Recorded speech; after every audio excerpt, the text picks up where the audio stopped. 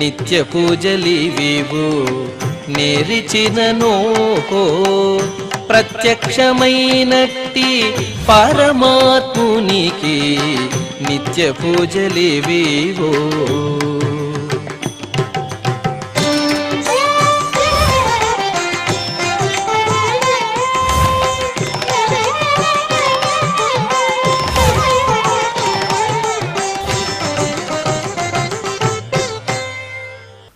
ఓం నమో వెంకటేశాయ.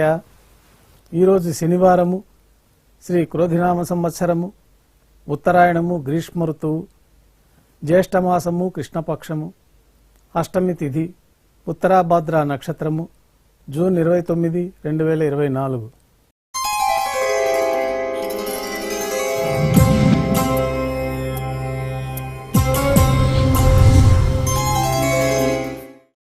మాధ్యాహ్నిక ఆరాధనలో భాగంగా బంగారు పంచపాత్రలో శుద్ధ తోయాన్ని నింపుకొని స్వామివారికి ఉత్సవమూర్తులకి ఉపచారాలు సమర్పించి తులసీ దళములతో అష్టోత్తర శతనామావళితో అర్చన నిర్వహించి మాధ్యాహ్నిక నైవేద్యాల్లో భాగంగా అన్నప్రసాదాలు, పన్యారాలు నైవేద్యంగా సమర్పించారు. నైవేద్యం అనంతరం భక్తులని సర్వదర్శనానికి అనుమతిస్తారు. ఉభయ దేవేలతో శ్రీ మలయప్ప స్వామివారు బంగారు తిరిచిపోయిన వేయించేస్తారు.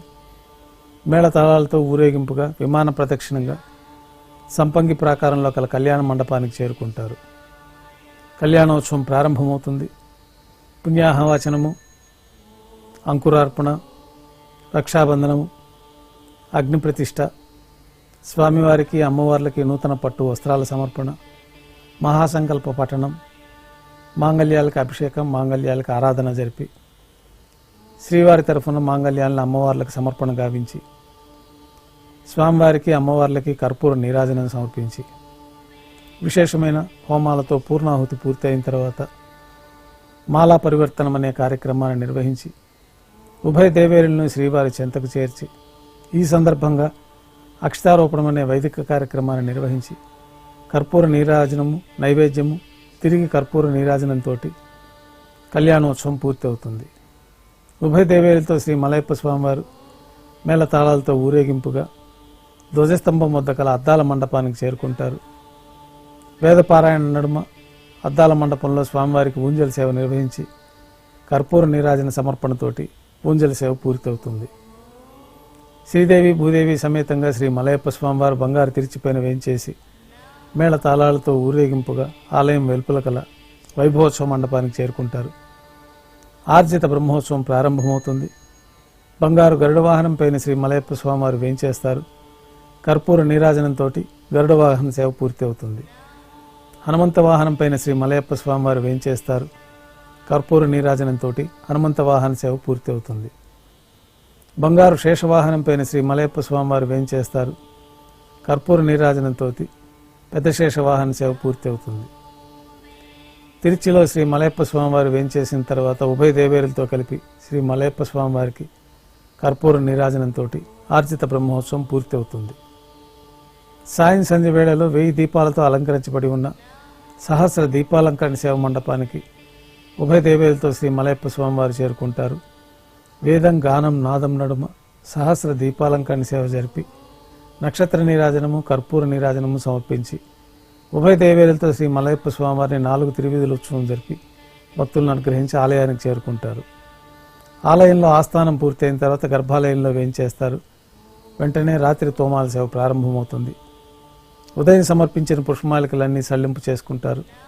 గర్భాలయాన్ని శుద్ధి చేసుకొని బంగారు పంచపాత్రలో శుద్ధ తోయాన్ని నింపుకొని మూలమూర్తికి, ఉత్సవమూర్తులకి శ్రీ వైఖానస ఆగమోక్తమైన విధానాల్లో మంత్రయుక్తంగా ఉపచారాలు నిర్వహించి కొత్త పుష్పమాలికలు సమర్పించి చతుర్వేద మంత్రాలతో మంత్రపుష్పాన్ని సమర్పించి నక్షత్ర నీరాజనము, కర్పూర నీరాజనంతో రాత్రి తోమాల సేవ పూర్తి అవుతుంది.